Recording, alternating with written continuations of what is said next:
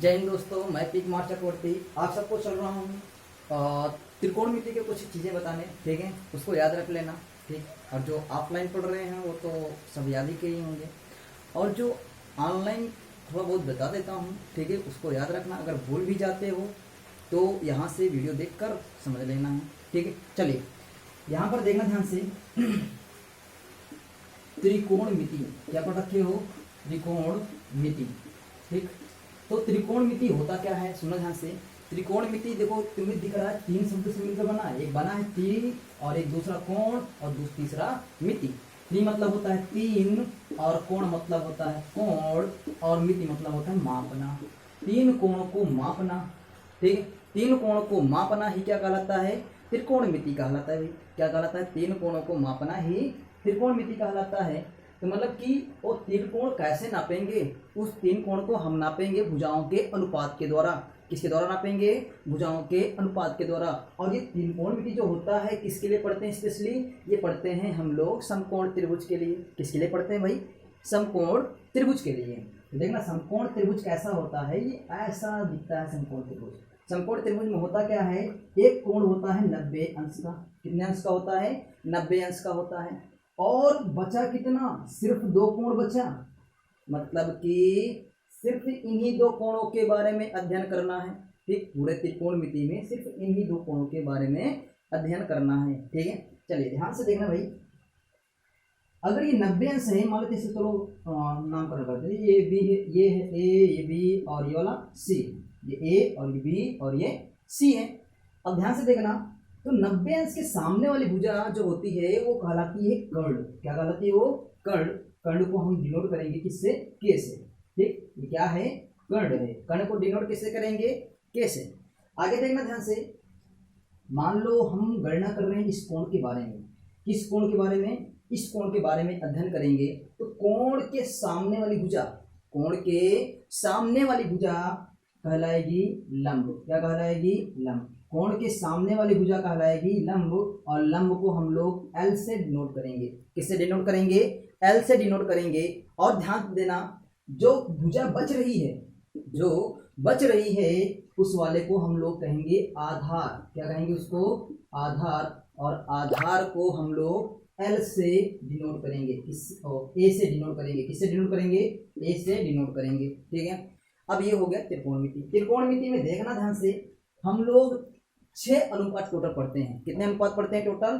Total 6 अनुपात पढ़ते हैं। तो पहला अनुपात आता है साइन थीटा, और दूसरा अनुपात आता है कॉस थीटा, और तीसरा अनुपात आता है टैन थीटा, और चौथा अनुपात आता है कॉट थीटा, फिर उसके बाद आता है सेक थीटा, फिर उसके बाद आता है कॉसेक थीटा। क्या आता है?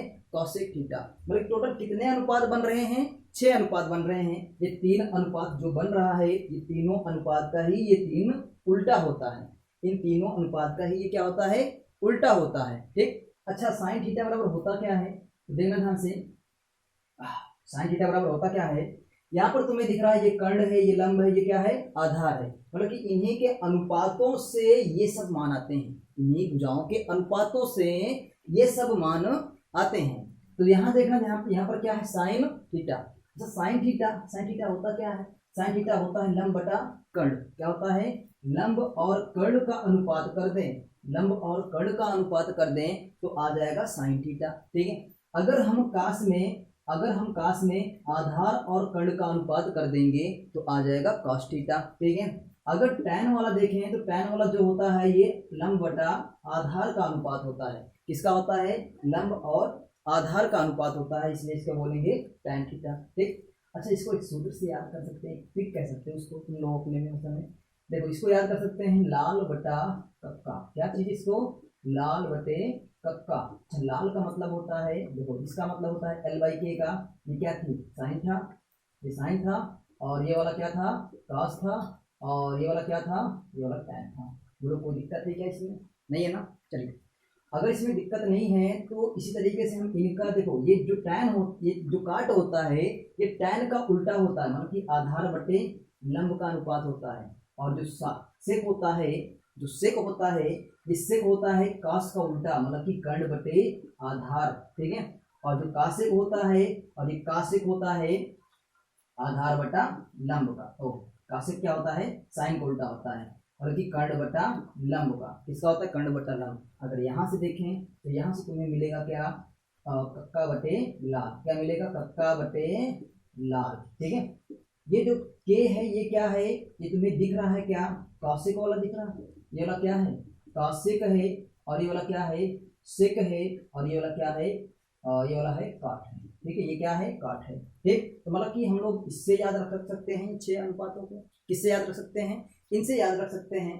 तो अब वो देखना से इनका मान हम देखो, इनसे हम ये वाले जो फार्मूले मिले हैं इससे हम पूरा प्रश्नावली 1 को लगा सकते हैं। ठीक है, 10 का प्रश्नावली 1 को लगा सकते हैं, और 11 में भी लगा सकते हो पहली प्रश्नावली। ठीक है, बस थोड़ा सा उसमें क्या होता है, चतुर्थांश को देखना होता है। किसको देखना होता है, चतुर्थांश को उसको देखना होता है कि चतुर्थांश में जा रहा है, किस में प्लस होता है, किस में माइनस होता है, उसको देखना होता है। और 10 वाले इतने ही फार्मूले से पहला प्रश्नावली कर सकते हैं। मतलब कि पहला प्रश्नावली क्या, मतलब कि 8.1 का, ठीक है, 8.1 वाला प्रश्नावली आराम से कर सकते हैं। ठीक है, चलिए अगर इतना नोट हो गया तो आगे चलें। देखो जल्दी जल्दी नोट करो भाई, चलिए नोट हो गया होगा, चलिए आगे चलते हैं, ध्यान से देखना।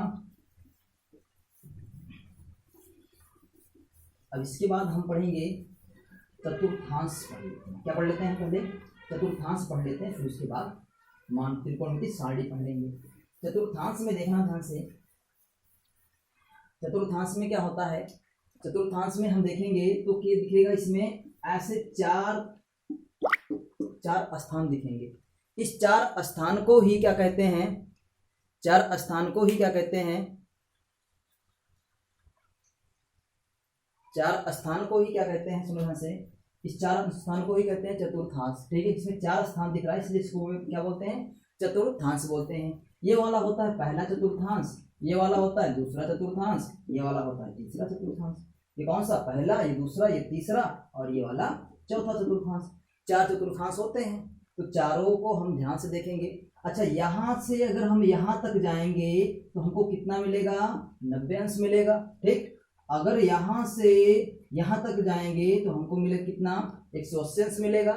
अगर यहाँ से घूमकर यहाँ तक पहुंचेंगे तो हमको कितना मिलेगा, 270 अंश मिलेगा।